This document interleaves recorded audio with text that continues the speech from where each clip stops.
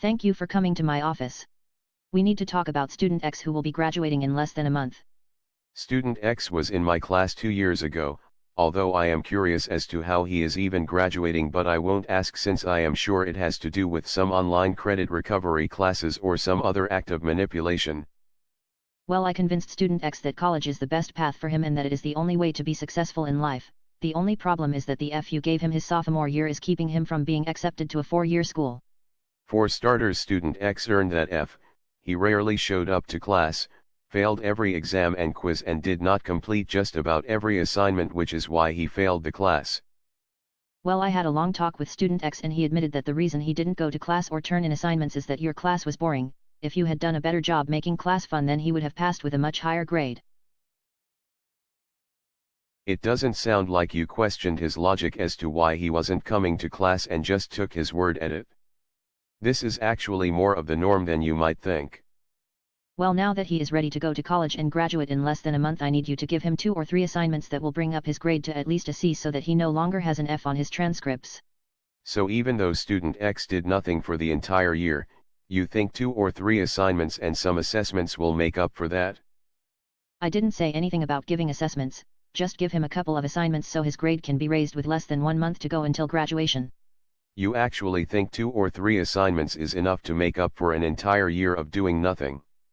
Why not just come straight out and ask me to change his grade to a C? Because student X needs to earn that grade just like he is going to do when he goes to college next year. You do realize that by placating student X and others like him and convincing him that he will do well in college even though he has horrible work habits and nowhere near the critical thinking and problem-solving skills needed to succeed at the next level does not bode well for students like X. I have no doubt that student X will do good in college. He is a hard-working individual, and once his grade is changed and he is accepted, then the percentage of seniors we have going to college next year will be one of the highest in the area to go along with our 98% graduation rate. Have you ever considered that some students are simply not ready for college and shouldn't be pushed through? Not to mention that most of these students will be taking out thousands in loans to pay for the remedial classes that they will test into.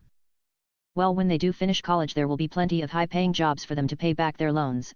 Besides, it is every student's right to go to college, and by not giving student X a chance to raise his grade, you and other teachers like you are taking away his opportunity to live up to his potential and are also not putting students first.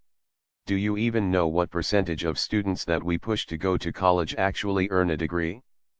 That is a little beyond my pay scale, and I will have to get back to you on that. Since I know that means you never will, let me inform you that it's less than 20%.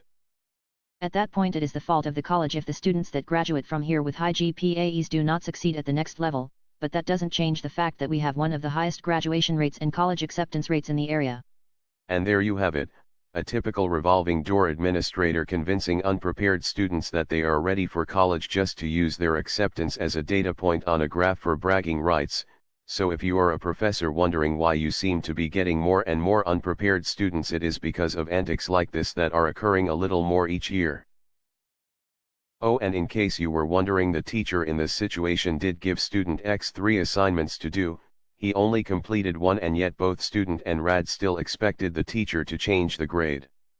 He didn't.